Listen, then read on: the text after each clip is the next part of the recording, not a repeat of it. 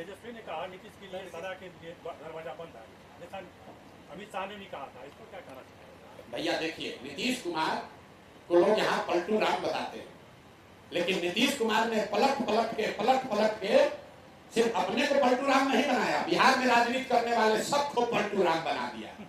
जैसा आपने ठीक कहा, अमित शाह आए, हल्ला मचाया मंच पर, बिना पूछे, बिना पत्रकारों के पूछे खुद से कहा नीतीश के लिए चुनाव के बाद भी दरवाजा बंद रहेगा। अब चुनाव से पहले ही नीतीश को अपने साथ ले लिए। तो लोग हंसी में ठीके गांव में कहता है कि नीतीश भाई अमित शाह दरवाजा तो बंद किए थे, छिटकिनिए लगाना भूल गए, तो नीतीश कुमार धक्का देके घुस गया। तो अगर नीतीश कुमार पलटे तो अमित शाह और मोदी भी तो पलटे भाई, वो भी तो कहते कि नहीं जाएंगे। अब आ गया तेजस्वी पर, तो तेजस्वी यादव तो 100 बार पहले कहा था कि पलटू चाचा है, पलटू राम है, इसके साथ नहीं जाएंगे। उप मुख्यमंत्री का लालच दिखाए नीतीश कुमार, तो नीतीश कुमार पलटू राम से बढ़कर विकास पुरुष हो गए। अभी कुछ दिन पहले तेजस्वी यादव ने कहा कि बिहार में लॉ एंड ऑर्डर का स्थिति बड़ा खराब हो गया। 6 महीना पहले जब अपने उप मुख्यमंत्री था यह आदमी, तो कह रहा था कि बिहार देश का सबसे बढ़िया तरक्की करने वाला राज्य है। तो 6 महीना पहले अपने गद्दी पर बैठे थे, नीतीश कुमार ने आपको उप मुख्यमंत्री बना दिया, तो बिहार आपको स्विट्जरलैंड दिख रहा था, और आज आप गद्दी से हट गए तब आपको कानून व्यवस्था दिख रहा है। तो भैया नीतीश कुमार खाली पलटू राम नहीं है, नीतीश कुमार पलटू राम है, लेकिन उतने ही बड़े पलटू राम भाजपा और ये तेजस्वी यादव भी है। अगर आज नीतीश कुमार भाजपा छोड़कर महागठबंधन में चला जाए तो कल फिर यही तेजस्वी यादव उनका झंडा लेके घूमने लगेंगे। सर इंडस्ट्री के क्षेत्र में अब देख रहे हैं कि बिहार में कुछ काम हो रहा है, जैसे एक सीमेंट की फैक्ट्री आई, आप लोगों का जीवन इसी में बीत जाएगा। चक्का का फैक्ट्री गिनते हुए, सुन लो मेरी बात, IT सेक्टर, अरे सुनो ना यार, IT सेक्टर, अंग्रेजी में ज्यादा मत पूछो सवाल। IT सेक्टर और सीमेंट का फैक्ट्री या रेल का चक्का का फैक्ट्री गिनने में तुम लोग का उम्र बीत जाएगा। सर प्रशांत किशोर कैसे डेवलप करेंगे, क्या उनका योजना है? इस पे भी तो सर मान लीजिए सुपौल ही जैसे है, सुपौल ही जैसे है, तो इतने दिन से 2 बरिस गांव जाकर बता रहे हैं, उसको तो पढ़ोगे नहीं, सुन रहे हैं सर, सुन नहीं रहे हो, सर। तो आपको बता रहे हैं कि चक्का का फैक्ट्री लगाने से, एक फैक्ट्री लगाने से बिहार का विकास नहीं होने वाला है। एक फैक्ट्री लगेगा 2000 करोड़ रुपया का निवेश होगा, 500 आदमी को नौकरी मिलेगा, 5000 को आदमी को नौकरी मिल जाएगा। बिहार में तो 13 करोड़ आदमी रहता है, 13 करोड़ आदमी को नौकरी कैसे मिलेगा ये बताओ? जब तक, अरे छोड़ो ना सुपौल का बात, जब तक दुनिया भर में जितने देश आगे बढ़े हैं, जापान का आबादी है 13 करोड़ जितनी बिहार की आबादी है। जापान में सब आदमी रेलवे का मुसल्लापुर में कोचिंग करके रेलवे का एग्जाम देकर जापान बना है, रेलवे का चक्का फैक्ट्री लगाकर जापान बना है। जापान की आबादी उतनी ही है जितनी बिहार की है। सुन लीजिए, कुछ लेकर उतावला मत होइए। अगर लोगों का जिंदगी सुधारना है तो उसका मूलभूत 3 आधार है। गरीबी से निकलने के 3 रास्ते हैं, शिक्षा, जमीन और रोजगार। अगर नौकरी चाहिए, शिक्षा चाहिए तो उसके लिए बढ़िया पढ़ाई का व्यवस्था होना चाहिए। अगर खेती करना है तो उसके लिए बढ़िया जमीन होना चाहिए, और बिजनेस व्यापार करना चाहिए तो उसके लिए पैसा पूंजी होना चाहिए। तो बिहार में 2/3 लोगों के पास ना पढ़ाई है, ना जमीन है, और ना उसके पास पैसा पूंजी है। तो फैक्ट्री लगाने से उसका गरीबी दूर हो जाएगा।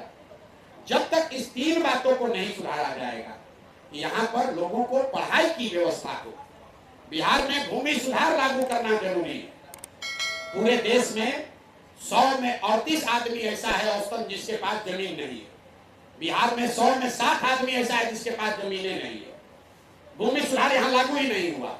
समाजवाद और सामाजिक न्याय पर बात करने वाले नेताओं ने यहाँ भूमि सुधार का कभी बात नहीं किया, इसलिए 60% आदमी भूमिहीन है, और पैसा पूंजी आपको बताए है ही नहीं। यहाँ प्रति व्यक्ति आए है 35,000 रुपया प्रति व्यक्ति, मतलब 100 में 80 आदमी बिहार में दिन में 100 रुपया भी नहीं कमाता। तो जब इस महंगाई के जमाना में आप 100 रुपया नहीं कमा रहे हैं तो खाइएगा क्या, बाल बच्चा क्या खिलाइएगा, रोजी रोजगार के लिए पैसा पूंजी कहाँ से लाइएगा? जब तक आप यहाँ शिक्षा, खेती और पूंजी की व्यवस्था नहीं करेंगे तब तक बिहार से गरीबी दूर नहीं हो सकती है। तेजस्वी जैसे बेवकूफ लोग ये बता रहे हैं हम 10 लाख नौकरी दे देंगे। पूरे बिहार में चपरासी से लेकर मुख्य सचिव तक जितने लोग सरकारी नौकरी करते हैं सबका गिनती कीजिएगा तो आपको पता चलेगा 23 लाख लोगों को ही सरकारी नौकरी है। 5 लाख नौकरी दिया तो सुन तो लो, तुमको ज्यादा जानकारी है ना, वो 5 लाख जोड़ के 23 लाख है। सुनो ना, तुमको ज्यादा जानकारी है भाई, 23 लाख है। जाके देख के आना, आंकड़ा गलत हो तो जवाब देना, फर्जी बात मत करो हमारे सामने। ये बिहार के 5 लाख आदमी को नौकरी दिया है? शिक्षक को तुम्हारे पास है बेटा? 2 लाख शिक्षक बहाल हुआ, इनको 5 लाख को नौकरी इनको मिल गया। भाई साहब कोई देखिए पत्रकार है यहाँ बिहार में, आप जैसे लोगों की, सुनो एक मिनट, शिक्षक की बात की हो ना अभी, 2 लाख शिक्षकों की बहाली होने का सरकार दावा करती है। उसमें 60,000 लोग ऐसे हैं जो पहले से शिक्षक था, नियोजित शिक्षक था, जिसको राज्य कर्मी का दर्जा दिया गया, उसको नई नौकरी नहीं मिली, उसके सर्विस का कंडीशन बदला। दूसरा बच गए 1.5 लाख लोग। उस 1.5 लाख में 70,000 से ज्यादा लोग डोमिसाइल की वजह से दूसरे राज्यों से आए, एग्जाम देने आए हमको कि 5 लाख नौकरी मिल गया, अब बाकी 3 लाख तुम्हारा घर से आया है नौकरी, अपने कुछ बोल देते हो। और फिर सुनिए, ये बिहार की दुर्दशा खाली इसलिए नहीं है कि नेता बेवकूफ बना रहा, यहाँ का पूरा समाज, आप लोग का भी वही दशा। पत्रकारिता करते हैं, ये नहीं कह रहे कि तेजस्वी का दावा है कि 5 लाख देगी, कह रहे 5 लाख नौकरी दिया, जैसे जानते हैं, दिखाओ 5 लाख कहाँ नौकरी दिया है। आप कहाँ बोलेंगे बाकी दावा? आप पत्रकारिता कहाँ कर रहे हैं? यहाँ पर तो ऐसा है भैया कि जो आदमी गंजी के ऊपर शर्ट पहन ले तो समाज और आप पत्रकार कहता है जमीनी नेता, जिसको भाषा का, विषय का ज्ञान न हो, उसको यहाँ का आदमी पत्रकार, यहाँ का समाज कहता है जमीनी नेता। कोई अच्छा पढ़ा लिखा आदमी कुछ बोलने लगे तो आप हंसते हैं, ये बिहार में चली, हम न चलेंगे बिहार में। इसीलिए आपका नेता बालू माफिया, शराब माफिया है। गलत आदमी का चुनाव करोगे, शराब माफिया को नेता बनाओगे तो आपके बच्चों को पढ़ाएगा कि आपके बच्चे से शराब बेचवाएगा? आप पत्रकार हैं, सवाल जरूर कीजिए, हम बैठे हैं सवाल लेने के लिए, लेकिन आपकी भी जिम्मेवारी है, सवाल पूछने से पहले तैयारी करके आइए। हम यहाँ का बिहार का नेता नहीं है जो बोलोगे हम सुन लेंगे, एक भी आंकड़ा दीजिएगा उसका तैयारी कर आइए, है ना, तो कल ही खोल देंगे। एक छोटा सा सवाल है, चलिए नहीं सवाल, एक छोटा सा सवाल है, एक छोटा सा सवाल है, सर, एक छोटा सा 15 और 17 साल के बच्चों को मुफ्त शिक्षा देने की बात सर कर रहे हैं। देखिए हम फिर आपसे विनम्र आग्रह कर रहे हैं, आप हमसे 2 घंटा सवाल कीजिए, लेकिन तैयारी करके आए, गलत बात मत कीजिए। आप गलत कीजिएगा। आपने कहा कि तेजस्वी ने 5 लाख लोगों को नौकरी दी है, आप कितने लोगों को गुमराह कर रहे हैं? अपनी जिम्मेवारी का एहसास है आपको? कहाँ दिया है 5 लाख? हमको गाँव में लोग कह रहा है कि डोमिसाइल की वजह से किसी बिहार के बच्चे को शिक्षक का नौकरी नहीं मिला। हम आपको आंकड़ा दे रहे हैं, 1.97% लोग ही सरकारी नौकरी में हैं। गलत हो आप, हम यही सुपौल में 1 महीना है, आप हमको घेर लीजिएगा। 75 साल में सिर्फ 23 लाख लोगों को सरकारी नौकरी मिली है, जो कि 1.97% है। 98% आदमी को ना सरकारी नौकरी मिला है ना आगे कभी मिलेगा। और आप लोग गाजर लेके घूमे जा रहे हैं कि तेजस्वी कह रहा है 10 लाख लोगों को नौकरी दे देंगे। कैसे दे दोगे भाई? अगर दे दिए तो 15 साल तो तुम्हारे ही माँ बाप मुख्यमंत्री थे, किसको बेवकूफ बना रहे हो? ये नीतीश को जाके मुख्यमंत्री को बेवकूफ बनाना, हम नहीं इस ढांचे में आने वाले। नंबर जारी कीजिए कि कौन 2 लाख लड़का बिहार का है जिसको नौकरी मिला, नाम नंबर जारी करो, देखते हैं। अभी हम लोग किसी को नहीं मिला। सर्विस कंडीशन को बदलना नई नौकरी नहीं है। ये आदमी को समझ क्या है? कहता है खड़ा होकर कि जीडीपी में देश का सबसे आगे राज्य है बिहार। अब बताइए, जीडीपी में हम लोग हैं 28वें नंबर पर। तो अफसर ने कहा होगा कि जीडीपी के ग्रोथ में हम लोग आगे हैं। इस आदमी को पता ही नहीं कि जीडीपी ग्रोथ क्या है और जीडीपी क्या है। एक मूलधन है, एक ब्याज है। जीडीपी ग्रोथ जीडीपी नहीं है। पूरा देश का आंकड़ा रोज जारी हो रहा है, जीडीपी में हम लोग देश के सबसे गरीब पिछड़े 28वें नंबर के राज्य हैं। और तेजस्वी यादव खड़ा होकर कहे कि हम जीडीपी में देश में सबसे आगे हैं, और आप चाहते हैं कि हम उसका जवाब दें। इसीलिए तो कहा कि भैया जीडीपी क्या है इसको पढ़ लो, अपने नेताओं से, सलाहकारों से, टीचर से, प्रोफेसर से पहले सीख लो।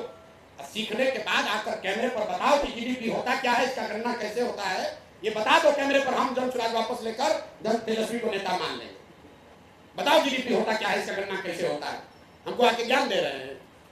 छोटा सा सवाल है, आपकी एक पहचान रही, आपने जिस भी दल के लिए प्रचार की स्ट्रेटजी बनाई, आपने हर बार एक आंकड़ा जारी किया कि ये पार्टी लगभग इतने सीटों पर जीत सकती है। खुद पद यात्रा पर है, लेकिन अभी तक कोई दावा इस तरीके का सामने इसलिए कि दल बना नहीं। जब जनसुराज दल 2 तारीख को बन जाएगा तो प्रशांत किशोर बता रहे हैं, पदयात्रा के बाद 2 तारीख को जब दल बन जाएगा तो प्रशांत किशोर को, जो आप जानते हैं कि रणनीतिकार है, चुनाव प्रबंधक है, तो प्रशांत किशोर जनसुराज के नेता तो बने नहीं, न बनेंगे। प्रशांत किशोर जनसुराज दल के रणनीतिकार प्रबंधक हो जाएंगे।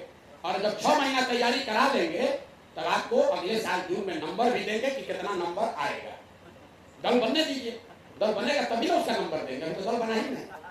जिस 15 और 17 साल के बच्चों को मुफ्त शिक्षा देने की बात कर रहे हैं, वो आज सलाह की होम डिलीवरी में लगे हुए। बिल्कुल, इसीलिए 15 और 17 के लिए 15 साल से जितने दुनिया में बड़े इकोनॉमिस्ट हैं वो ये बता रहे हैं कि जब तक बच्चों को 15 साल से कम उम्र के बच्चों को पढ़ाकर इस काबिल न बनाया जाए कि वो व्यवस्था पर बोझ न बने, तब तक व्यवस्था चरमराई रहेगी।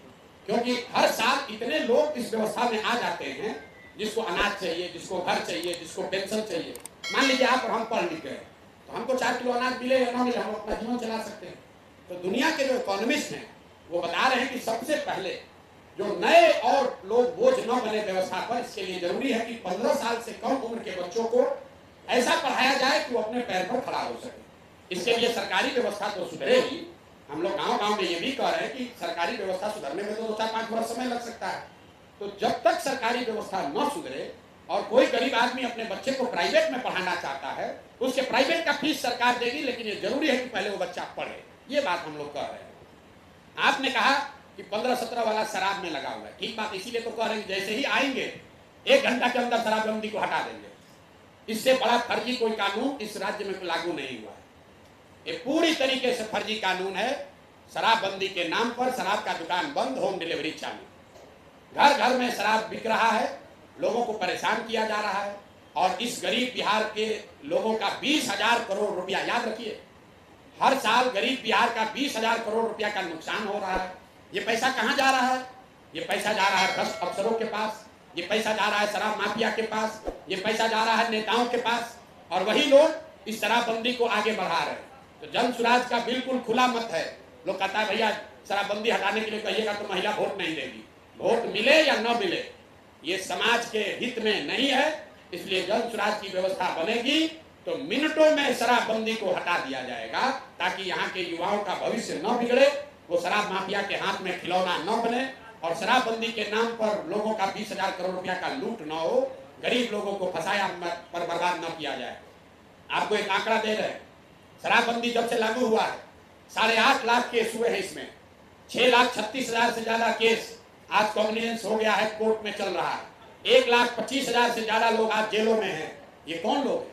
ज्यादातर समाज का गरीब, वंचित, पिछड़ा आदमी है, जो जेल में पकड़ के चला गया, अब उसका घर परिवार मारा मारा फिर रहा है।